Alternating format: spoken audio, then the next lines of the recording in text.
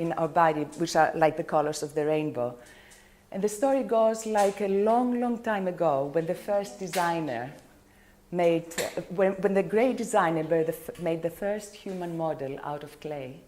The human model was so perfect that it didn't need any scales, fur, or feathers. It was harmonious, it was symmetrical, and it was alive. And the great designer was very, very pleased and ready to use color. So he opened his drawer, and there comes this beautiful rainbow. And the great designer looks at it and says, "Oh no, I already used all the colors of the rainbow. I made red cherries, what else is red?"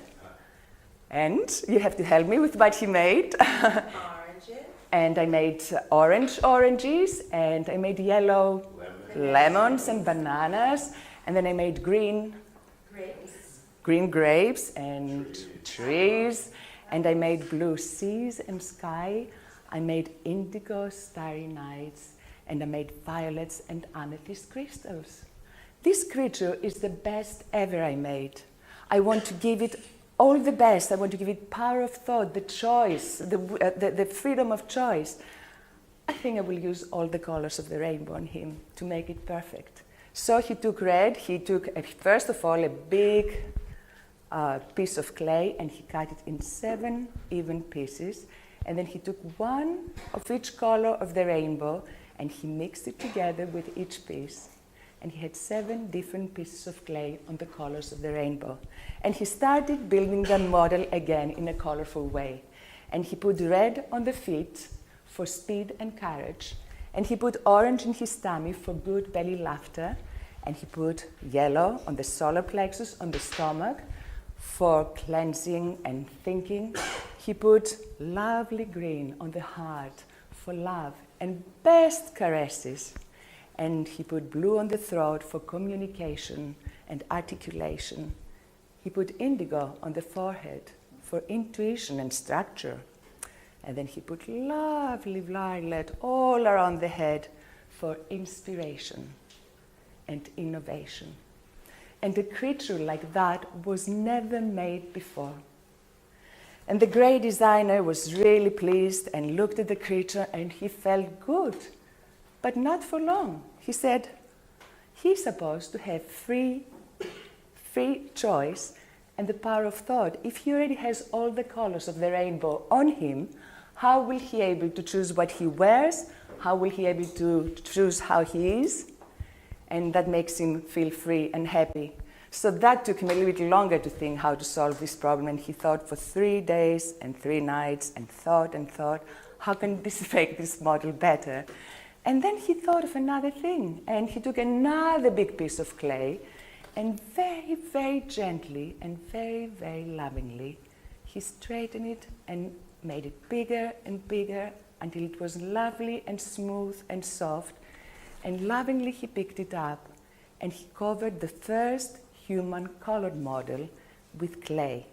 And you know what? Until today, just look around you, we are all having a uniform skin, a uniform colored skin. It could be black or white or red or yellow, but underneath this color, this uniform skin, all the colors of the rainbow are vibrating to give us strength and the ability to confront the world.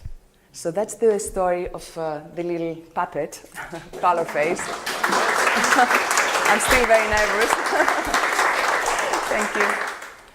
So the children sometimes ask me, you mean if we pierce our hand in different places, it's going to be a different color coming out? And I say, well, try. So this is about working with the rainbow. That's the first part of my talk, working with the rainbow. And the other one is the rainbow in our relationships. So when we are working with the colors in the cosmic ordering, it's a great healing exercise. When you horizontally take the colors with watercolor, usually, you work with watercolor because color and water, they have a historical relationship between them. And there is a story that the rainbow, in each side of the rainbow there are angels, and they're holding these rainbow chalices where they are picking up drops from the heavenly water. And these drops, they have all the wisdom of the cosmic universe, of the universe, just like the morning dew. So water, because color is coming only when sunshine and water are getting married. So water and color, they're very connected. And working with color in a watery way, like painting the rainbow, in the cosmic order, has a great healing experience and a soothing experience. It makes the soul feel at home. So we work horizontally. We do it very, very gently by using the therapeutic stroke, as they call it in the Steiner education. By applying just the color like it's energy, you're basically creating, with color, an energetic rainbow. And the whole idea is to transfer from one color to the other without making it very clear, without finding lines, like creating energy. And by the time you think of color, you're already getting the healing of color. By the time you paint with it, it goes really deep inside your veins and rearranges your whole system. And the one-sided intellectual ability, which we have a lot in our days, because we think all the time, and Steiner used to say the scholar is a sly person because they think all the time, and they know a lot, but they want to know even more. And the more you think, the harder your body gets. We need to use emotions, which make the body fluid. And if you consciously are preoccupied with color, it's like moistening your being. And it's like activating the glandular system, which breathes in and out. It's like a submerged breathing that you breathe in and you build up all the secretion, and then you build out and you exert everything you built in. So it's like what Jacob said. So both of the times, breathing is very important, and the correct breathing prevents us from illnesses. So when we are congested, and there is no movement, when we think too much and we only use one side of our being, we get petrified somehow, we get stone-like, and we are not mobile enough. So working with the rainbow is very important. When we do this rainbow again, we have yellow in the middle with green next to each supported.